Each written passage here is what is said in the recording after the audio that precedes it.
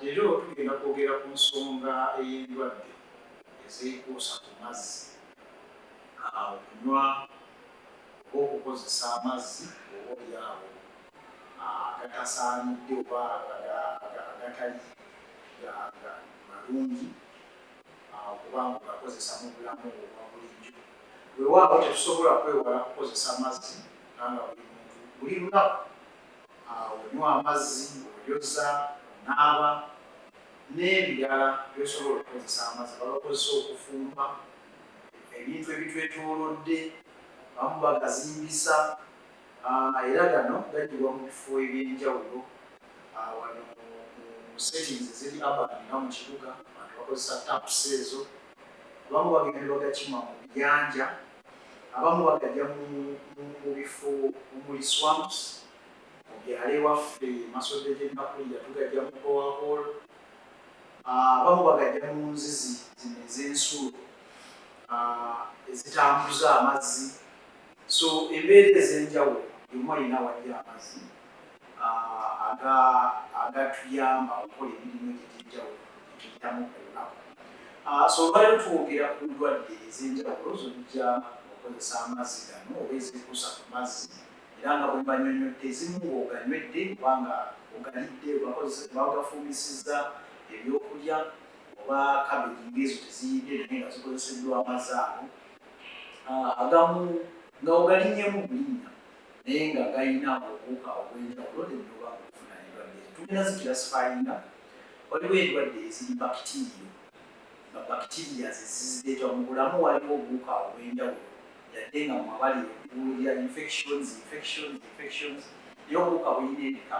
So obuwuka waliwo ze bayita bakitiriya, waliwo ze bayita viruses, waliwo obuwuka obulala obuyitibwa parasites, nga si bacteria si virus naye nga parasites. Nga bw'olaba malaria kikimu ku example naye ereetebwa ensi, naye nga parasites si bacteria si virus. So bacterial diseases ezireetebwa amazzi amakyafu oba nga tagenda na mutindo, mwe muli obulwadde nga typhoid ebyo bwe tumanyi. Typhoid sijja teekamu olusawo olungi ayitibwa akawuka kayita salmonella, era tumumanyi bulungi. Myaka mingi abantu baffe babala typhoid bagenda mu malwaliro ag'enjawulo era ne basipendinga ssente nnyingi n'obudde bwabwe bungi nga bali mu malwaliro nga bajjanjaba typhoid. Naye nga okufuna typhoid mu lufuutifuuti n'andigambye nti olidde obukyafu, either obunywedde mu mazzi ago bwe twogerako oba nga buyise mu mmere n'ofuna typhoid. Era omuntu afuna typhoid afuna okulumizibwa olubuto, asobola okusesema, abamu bafuna n'engeri ey'okuddukana oba ziyita embiro ng'afunye typhoid.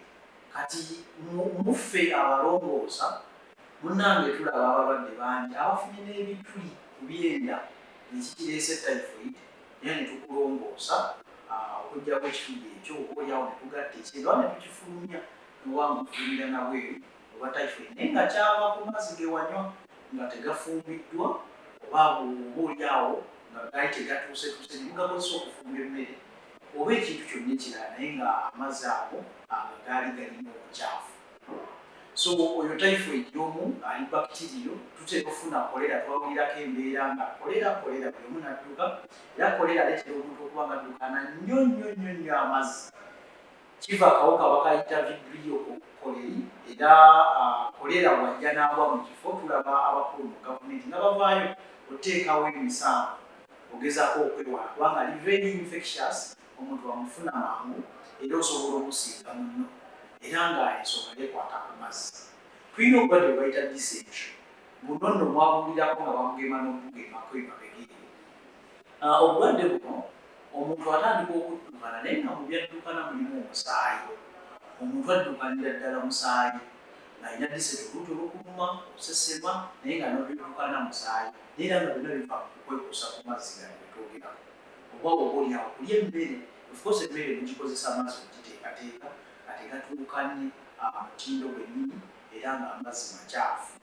Ng'ovudde ku ekyo waliwo kye bayita leptospira, naye simanyi ngeri gyakiteeka mu lulimi Oluganda, naye nga waliwo akawuka mwana wattu abantu ababeera eyo naddala mu kyalo nga tulunda nga tulina embwa ewaka nga tulina ente, tulina embizi, tulina obumese ewaka nga tubukontrolinze. Embwa zaffe teziri vaccinated, teziri vaccinated. Ebisolo ebyo nga tuinteractinga nabyo ng'abasinga era mu byalo wetuba. Ebisolo bino tubirina, abamu tubijjamu akasente, abamu byafuuka mikwano gyaffe gitukuumira ewaka, then n'obumese obutulema okugoba ewaka. Mu mbeera ng'eyo ebisolo bino naddala obusulo bwabyo olumubwamu akawuka ako. So mu bantu abalina ng'ebisolo binywera amazzi ge gamu naffe ne tujja tetunyweramu, olumu bimaliriza bifuseemu, olumu obumese ebidomola tubirese awo, ebimese ne bifuka omusolo ne bikulukuta paka mu mazzi gaffe, ne tujjayo munnange ne tunywa ne tubeera abasanyufu. Olulala ne tutandika okulwala nga kivudde ku bisolo bino bye tubeera nabyo ate weewaako ne bireeta obulwadde obw'enjawulo gye tuli. So bye bimu ku bacteria zezisobola okumenyawo omukadde akatono ezikuusa mu mazzi gano. So tugende ku viruses zo. Viruses abantu abamu munnange bawulira kimu naye ekigambo kitegeeza obuka bungi, viruses nnyingi, naye okubaleeta ku mulamu okutegeera kyenjogerako, so nga si zenjogerako mu mazzi naye ng'amaweeyo ebika bya virus just okutegeera kyenjogerako. Waliwo virus nga HIV mwagimanyi, virus nga coronavirus, virus nga influenza ezireeta ssenyiga oyo. Virus lwaki emenya ebika ebyo titukimanyi, teziba na kuwona, teziba na cuwa viruses ezo. Era omuntu akuwa eddagala akuwa either kukakkanyako nga mulaba nti omulwadde alina HIV amala ku bbanga akumpi obulamu bwe bwonna ng'ali ku ddagala lino, kubanga tukkakkanya okukkiriza omubiri okubeerawo naye nga tezirina cuwa. Kati mwana wattu nga bwemenya virusi ezo obategeeza virusi ki? Waliwo ne virusi ezeekuusa ku mazzi ng'olyazifuna, kati nga tumanyi nti HIV osobola okufuna mu bikolwa eby'omukwano ng'omuntu abadde n'akawuka ako, obanga HIV weefumise kati nga ffe abasawo tulongoosa n'ofuna splash ng'ezo, so nga ziyise okwo. Waliwo korona twamwogerako ng'omukulembeze amwogerako agamba bannaaye korona naaba engalo yambala masiki kubanga alina engeri gy'ayita. Kati waliwo ne virusi zetufuna ez'enjawulo nga ziyise mu mazzi ate nga za bulabe okukamala. Nja kumenyayo ezimu.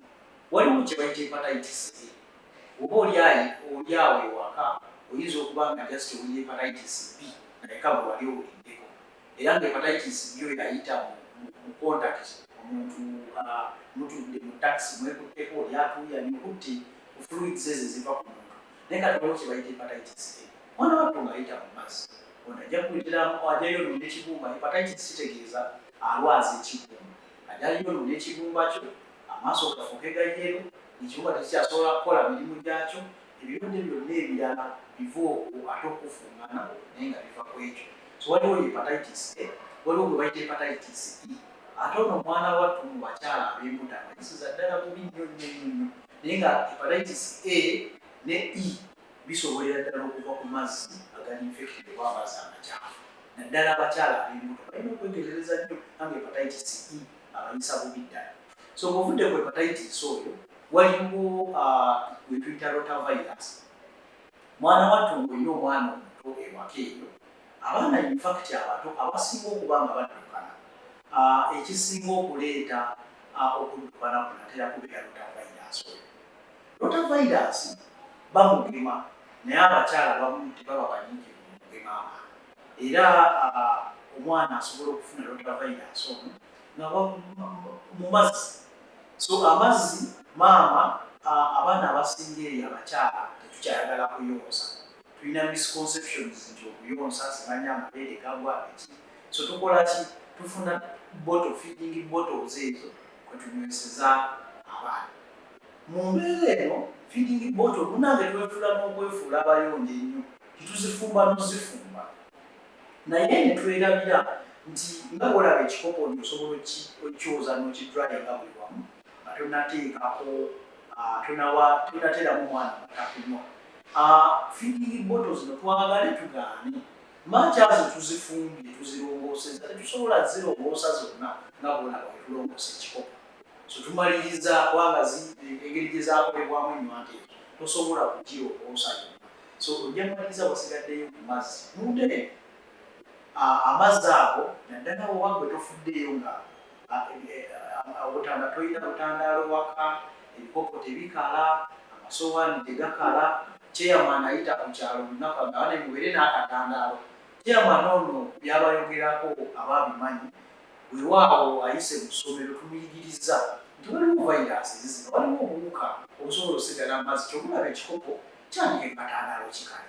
Oba mubeere n'engeri gy'okisiimula amazzi ago gakoleki gabeeko, kubanga amazzi ago mugaggye mu nzigi, mugaggye mu boreholes, mugasitulidde mu bidomola bye mumaze emyaka nga temulongoosa mwonna, n'oleeta amazzi ewaka n'okozesa amazzi ago. So abaana nzirayo kulota virus, abaana abasinga okuddukana eno y'emu ku nsonga ezisinga okuba enkulu.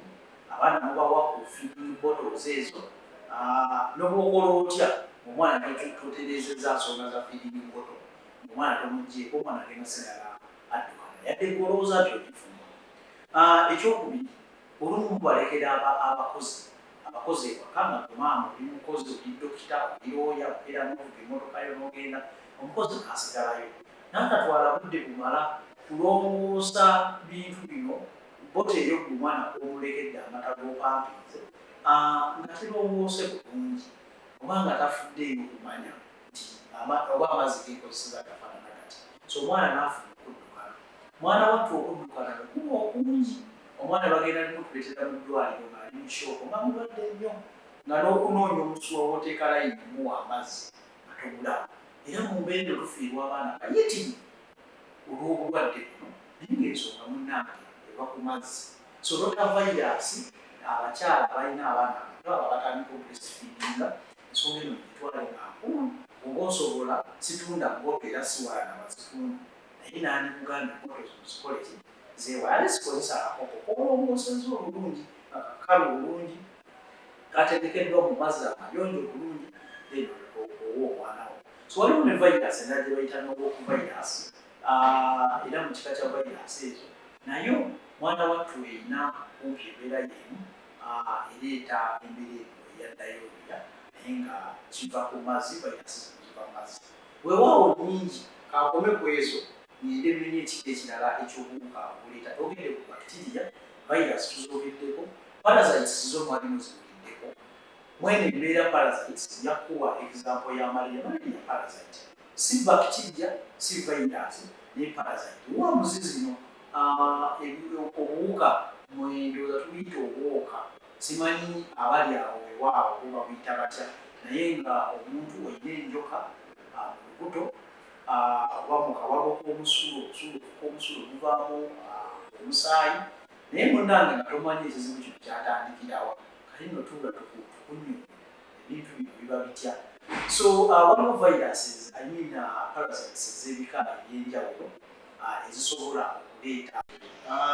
So parasites, twogera ku parasites, engeri gye zireetamu oba tuba nga tuziggye mu mazzi ngeri tufunamu obulwadde. So ne parasites zirina ebika. Amannya amazibu yinza obutagamenya naye abali eyo osobola okuzinoonyerezaako. Waliwo gye bayita giyagiya, alambuya nayo ereeta embeera y'emu, lyafuna okuddukana naye nga byaddukana bifaanana bubi era nga biwunya nnyo, nga n'olubuto olubuloti nga lujjula gaasi, naye nga era embeera eyo eva kukozesa amazzi makyafu. Akawuka tukajja mazzi. Parasites n'amwiba ereeta dysentery nga bwe twayogedde. Bacteria zireeta, waliwo bacteria strain bayita eya E. coli ereeta, naye waliwo ne dysentery n'abagambye baddayo naye nga mulimu omusaayi oba okuddukana omusaayi.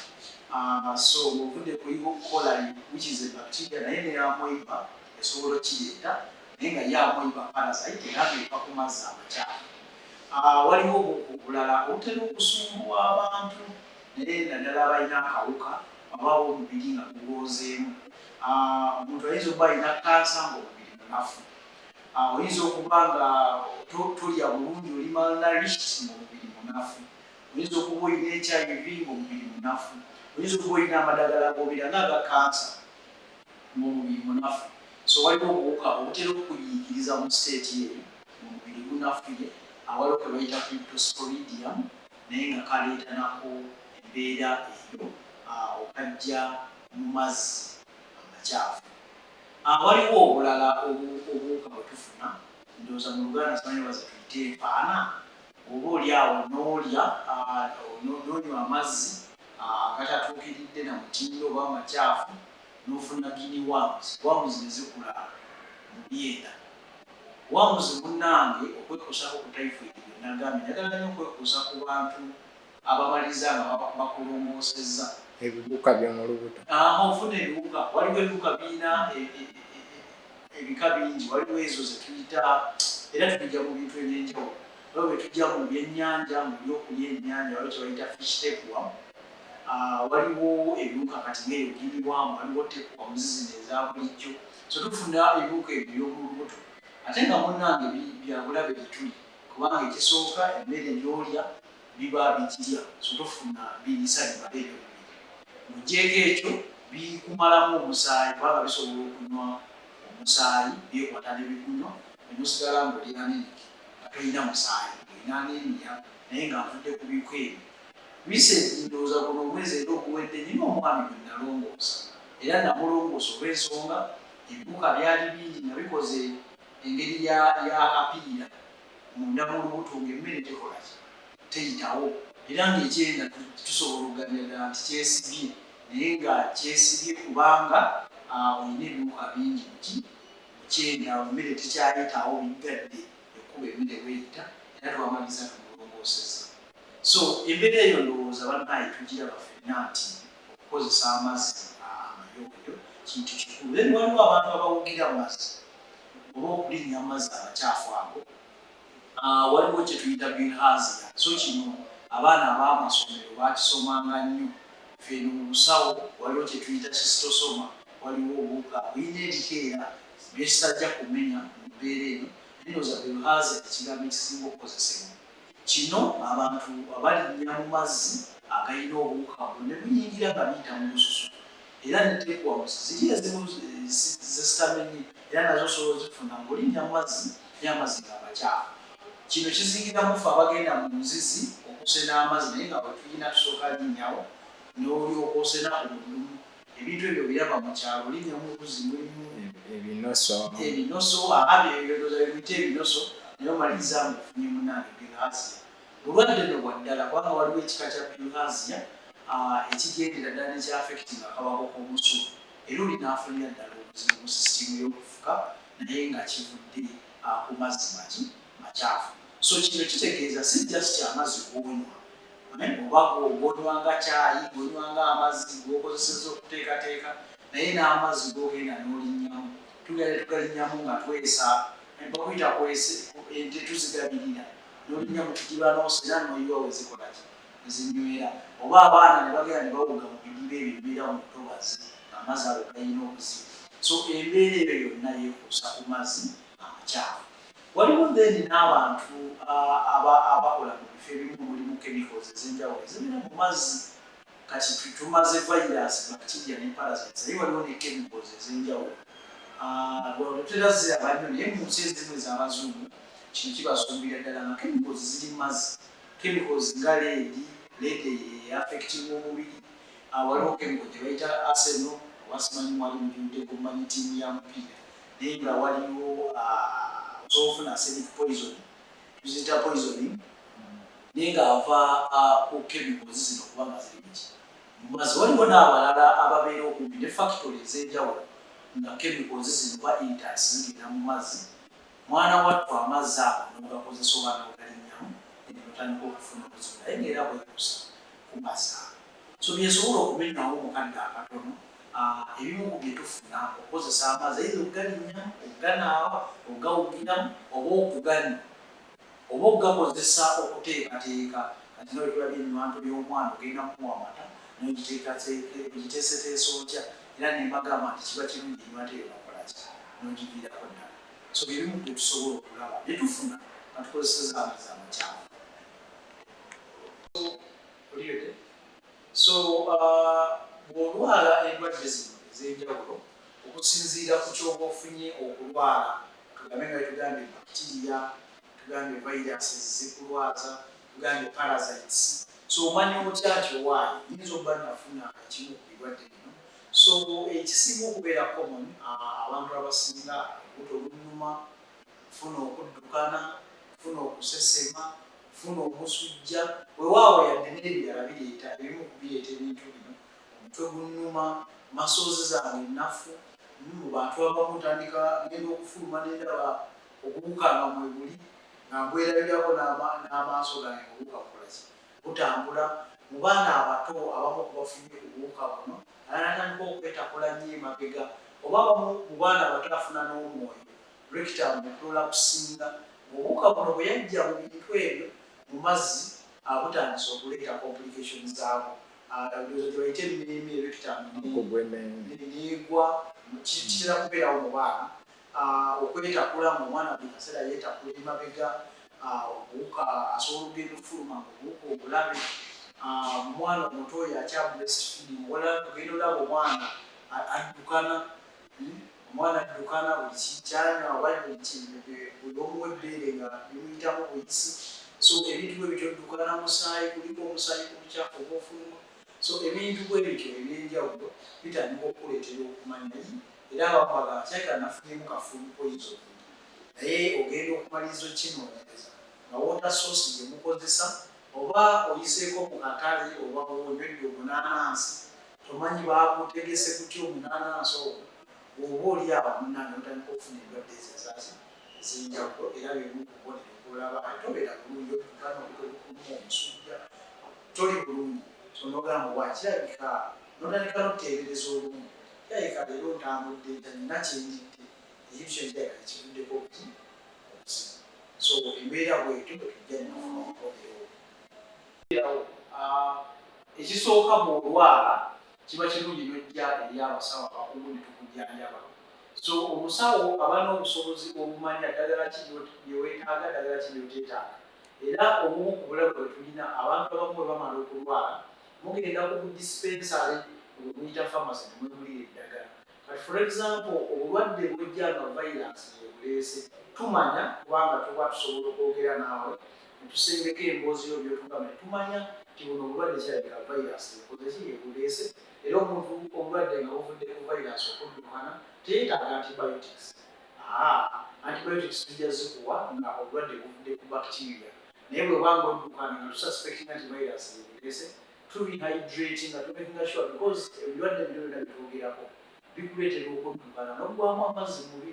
Era ekimu ku bisinga obukulu nti amazzi gano gaba gafuluma, si kusiba lubuto nti mumpeeyo akadagala kasibeddayoya, nedda.